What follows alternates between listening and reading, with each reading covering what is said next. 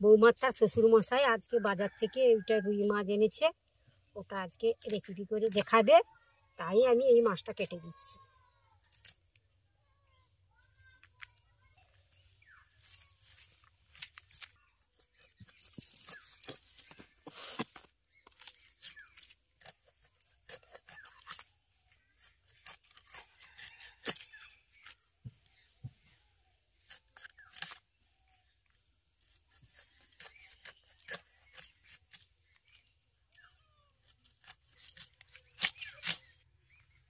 মাছ কাটা হয়ে গেছে, এখন আমি এগুলোকে পরিষ্কার করে ধুয়ে আনি।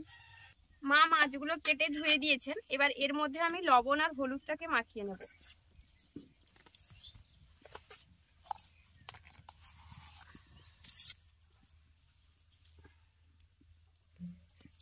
আজকে মাছের খুবই সাধারণ একটা রান্না করব, কিন্তু এই সাধারণ রান্নাটাই কিন্তু খেতে অসাধারণ লাগে, আর এটা দিয়েই এক থালা ভাত নিমেষেই খাওয়া যায়।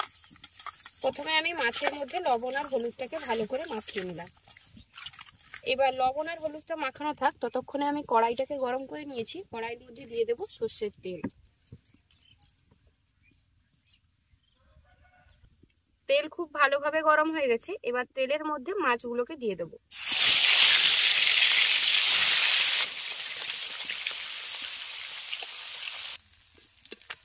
মাছগুলো দুই পিঠ উল্টে পাল্টে ভালো করে লাল করে একটু ভেজে নিয়েছি, এবার এগুলো তুলে নেব।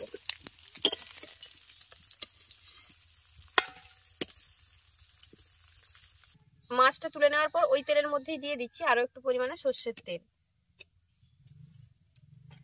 এবার তেলটা খুব ভালোভাবে গরম হয়ে গেলে এর মধ্যে দিয়ে দেব আগে থেকে কুচিয়ে রাখা পেঁয়াজ।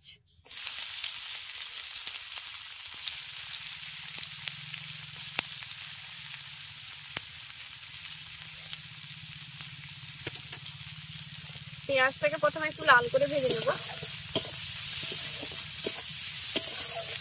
দিয়ে দিচ্ছি কয়েকটা চেরা কাঁচা লঙ্কা।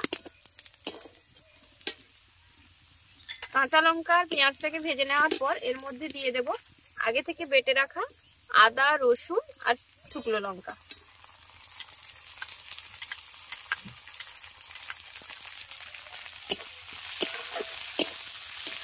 আদা রসুনটা দিয়ে হালকা করে আগে একটু ভেজে নেব।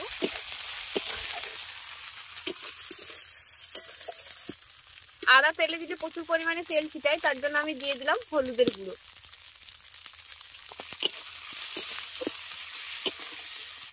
দিয়ে দিচ্ছি লঙ্কার গুঁড়ো।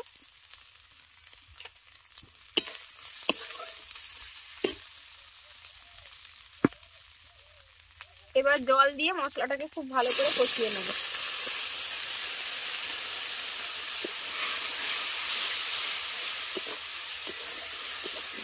মশলাটাকে খুব ভালো করে কষিয়ে নিয়েছি, এবার এর মধ্যে দিয়ে দেব বেটে রাখা সরষে।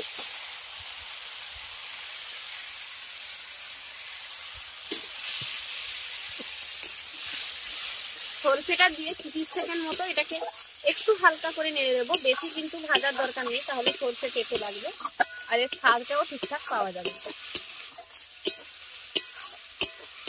30 সেকেন্ড মতো একটু নেড়ে ভেজে নেওয়ার পর এর মধ্যে দিয়ে দিচ্ছি জল। জলটা দেওয়ার পর দিয়ে দিচ্ছি স্বাদ মতো লবণ আর দেব ধনেপাতা কুচি। এখন শীতকালে ফ্রেশ ধনেপাতা পাওয়া যাচ্ছে, ধনেপাতা রান্নায় দিলে না তার টেস্টটা বেড়ে যায় সত্যি। এবার এটাকে খুব ভালোভাবে ফুটতে দেব 2 থেকে 3 মিনিট।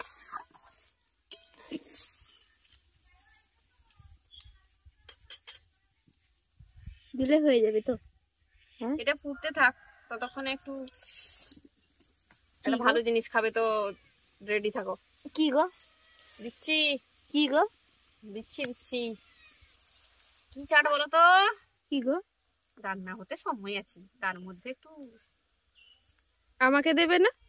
নেবে না, আমি তো টক টক খাই না। এত ভালো তুমি না, সেটা সবাই জানে।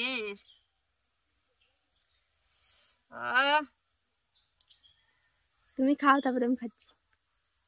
তুমি খাও, তুমি টেস্ট করো কেমন করেছি পাক।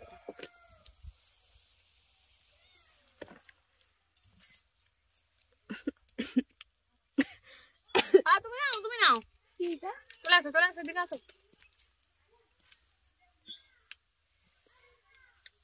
বসে পড়ো। ভালো, দারুণ হয়েছে। টক পেতিনি, আমাদেরকে টক পেতিনি বললে কোনো অংশে ভুল বলা হবে না, তাই তো? না, আমি ভালো পেতিনি। ভালো পেতিনি। তুমি টক খাও না? না, আমি টক খাই না। কি খাও? আমি তো কদবেল খাচ্ছি। বেল খাচ্ছে তো, টক খাইনি। বেল খাচ্ছে, যে টক কখন খেলো? এরকম বাজে কথা। হ্যাঁ, বাজে কথা বলবি কেন রে? দুধ তোমরা এরকম করছো? ছোট মেয়ে পেয়ে সবাই। দেখো কি দারুণ তরকারিটা হয়েছে। কিন্তু আমি না খাই না, এটা বলো। আমি কিন্তু খাই না,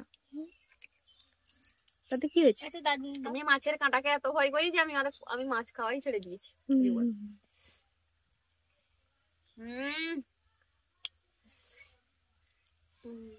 যদি দেখে না বাড়িতে কেউ আমাকে টক খাচ্ছি, মেরে করে না ফাটিয়ে দিবি। প্রতিদিন টক খাবো, রাত্রেবেলা বলবো আমার খাবারও কিছু হজম হয়নি। চাট খাওয়া থেকে একটু বিরত থেকে মাছগুলো দিয়ে দিলাম।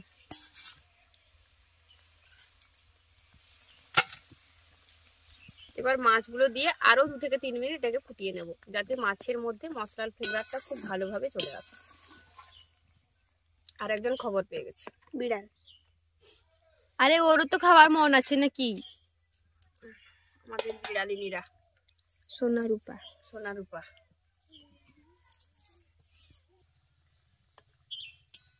আরো 3 মিনিট এটাকে খুব ভালো করে ফুটিয়ে নিয়েছি। আমাদের মাছের তরকারি একদম রেডি। এবার এটাকে নামিয়ে দেবো। দেখুন তরকারিটা দেখতে কতটা সুন্দর হয়েছে, খেতে কিন্তু তার থেকেও বেশি সুন্দর হয়েছে।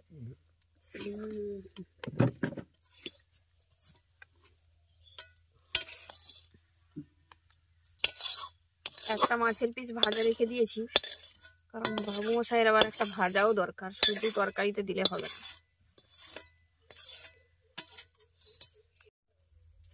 আমাদের মাছের তরকারি একদম রেডি। আমাদের আজকের এই রেসিপিটা আপনাদের কেমন লাগলো অবশ্যই কমেন্ট করে জানাবেন। ভালো লাগলে বরাবরের মতো ভিডিওটিতে একটি লাইক করে আপনার ফ্রেন্ডস এবং ফ্যামিলির সঙ্গে ভিডিওটা শেয়ার করার অনুরোধ রইল। আর যেসব বন্ধুরা এখনও চ্যানেলটি সাবস্ক্রাইব করেনি, প্লিজ চ্যানেলটি সাবস্ক্রাইব করে নেবেন। সেই সাথে যারা ফেসবুক পেজে দেখছেন তারা অবশ্যই ফেসবুক পেজটি ফলো করে নেবেন। আর যারা এত সুন্দর সুন্দর কমেন্ট করে আমাদেরকে উৎসাহিত করছেন তাদেরকে অসংখ্য ধন্যবাদ জানাচ্ছি, কারণ আপনাদের এত সুন্দর সুন্দর কমেন্টই আমাদের উৎসাহিত করে নতুন ভিডিও তৈরি করার জন্য। আজ তবে এই পর্যন্তই, আবার দেখা হবে অন্য কোনো রেসিপি নিয়ে। ভালো থাকবেন, সুস্থ থাকবেন, আর এতক্ষণ আমাদের সঙ্গে থাকার জন্য অসংখ্য ধন্যবাদ।